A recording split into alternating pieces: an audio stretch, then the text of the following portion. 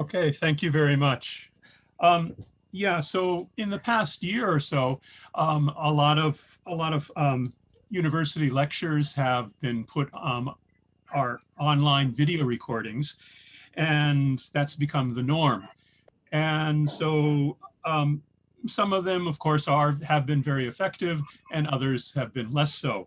And so what I want to try to demonstrate are some ways to implement multimedia learning principles to help students understand those lectures better and to help them retain that information better. And so what I'm going to be doing is using the H5P framework to show how that might be done.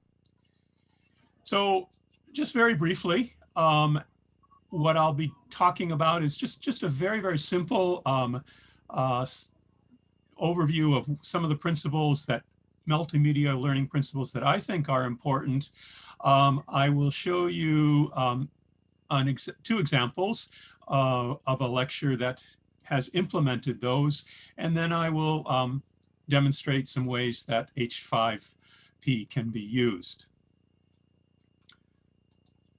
So there's a lot to be said about multimedia learning principles, but I just want to sort of limit myself to maybe just 3 points, okay? And the first one is just to keep it simple, right? And so what we're trying to do is we're trying to reduce the load, the learning load on the listeners, okay? And some ways that you can do that is by using only graphics, using text and narration, and making sure that those are all focused on what you're trying to teach. You don't have a lot of extraneous information in your presentation, okay? And on other things that you can do is, for example, highlighting to draw attention to some of the important information, and having at the very beginning a slide that shows the organization of your presentation, okay? A second point is to give control to the listeners, right? So that listeners can control the pace of the presentation. They can go back and listen again.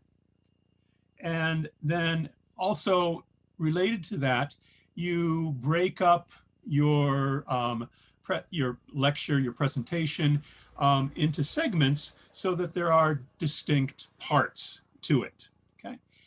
And finally, a third point would be to keep it real, to use a very natural conversational style when you are speaking and explaining the different points. One of the points that the principles make is that our own voices are better than, for example, a computer-generated voice. Okay. So what I'd like to do next is then go to, let me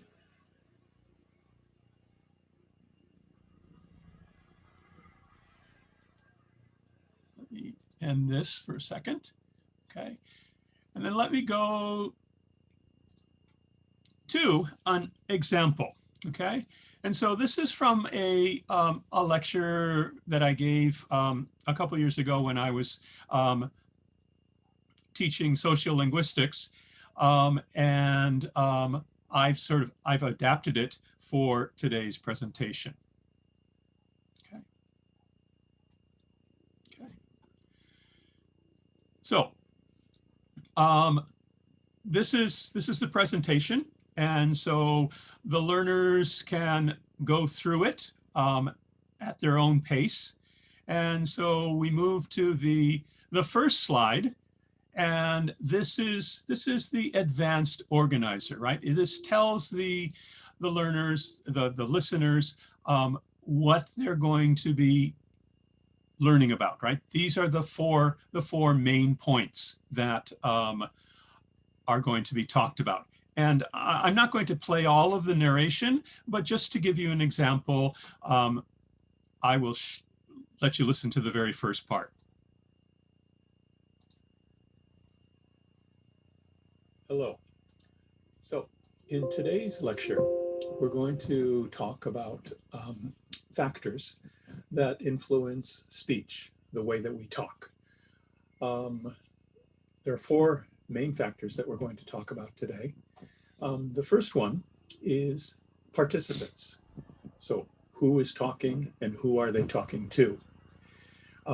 Second one is social context. So where are those people talking? The third one, okay, and I go on like that. And so that's the kind of conversational style that you want to use in your lecture, okay? And then one of the things that H5P gives you, one of the features that it gives you, is that you can make the presentation, your lecture, a little bit more interactive. Okay, so the student, your listeners have heard that first slide, and now they can just sort of check and make sure that they've understood what is going to be talked about. And so they can use this, just a multiple choice question, to check their understanding. Okay, and that's it. And then going to the next slide, we're talking about the very first point, the participants. Okay, and so some of the things that will help the learners understand is that the referring back to the different points, participants is highlighted in red, and so this helps them follow along what's going to be what we are going to be talking about. Okay, and then down here the lecturer is sort of restating and simplifying what we're going to be talking about. So who participants, what is participants? Participants are who is speaking and who are they speaking to. And then we're going to talk about, I would talk about the different aspects of participants. And so, for example, one aspect is the social distance between participants, right? So for example, whether it's intimate, whether the distance is very close, right? So for example, close friends, or it's very distant, strangers, okay? And then this graphic here will help them understand that difference. Another aspect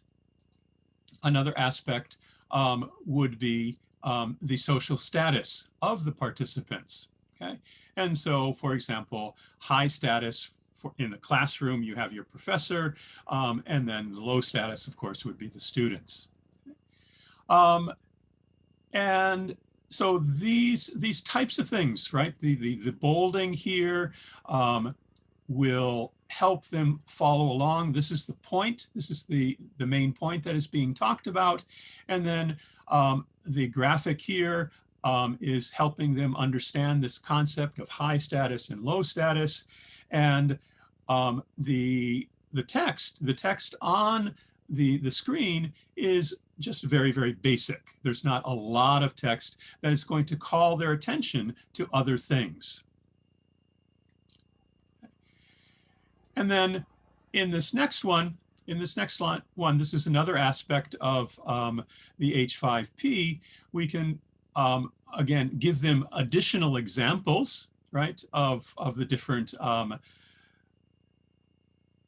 the social participants. So for example, right, so when patients talk to doctors, they use the title of doctor because doctors have high status. And friends are more intimate,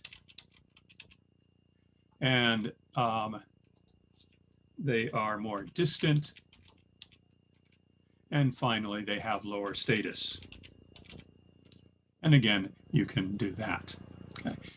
And so as I'm not going to have enough time to go through all of these, but all the rest, talking about the other points, would be very similar.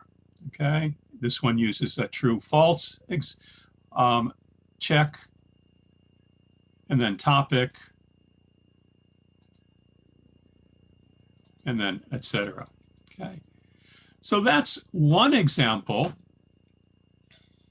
You see it now? Yes, we can. Yeah? Okay, so just to show you very briefly what I was talking about.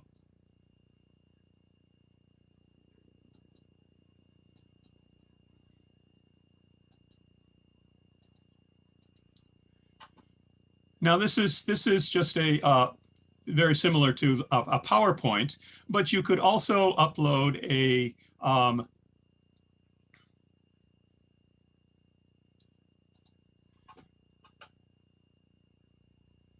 you could also upload a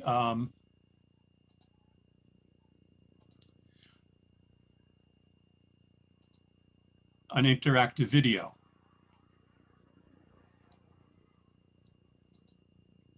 Can you see this?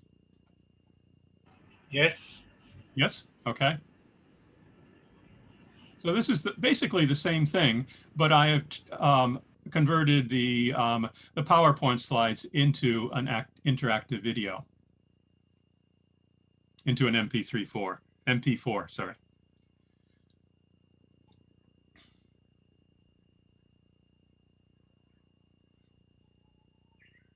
And so here is the same 4 factors you're checking.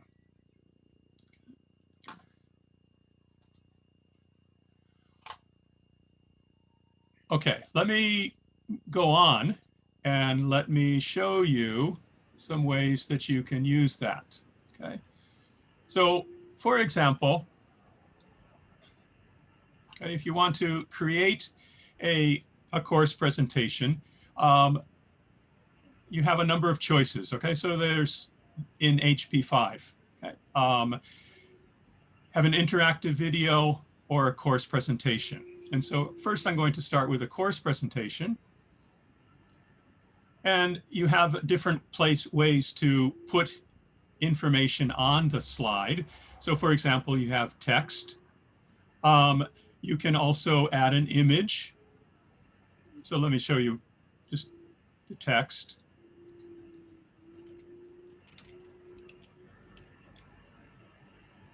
And then you click on done, and then you can have that and move it around in your slide. You can also add an image. You could add shapes, like for example, I added the lines with arrows.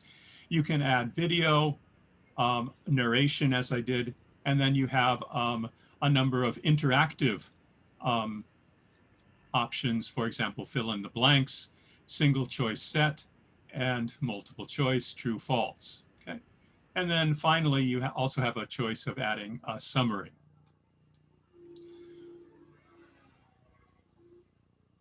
All right, just a second. Let me go back. Okay. So,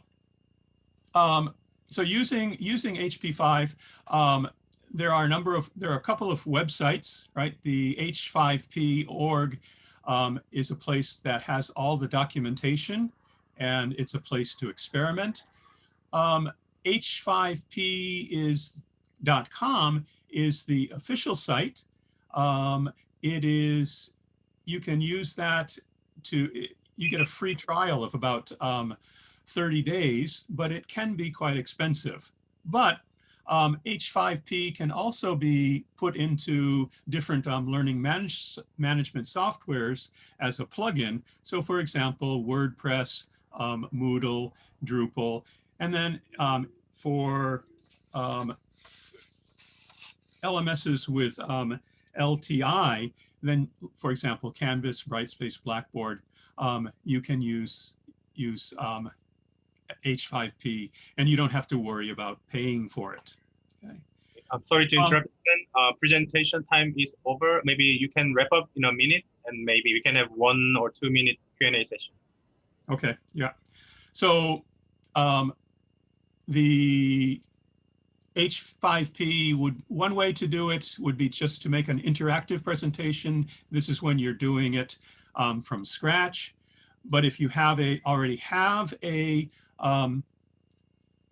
PowerPoint presentation and you don't want to recreate it, then you could convert it to an MP4 file and then add interactions. Okay.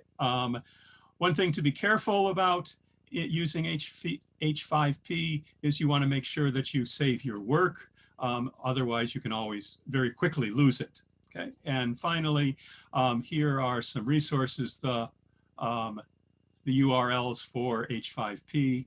And then there's a summary handout PDF file of the multimedia principles.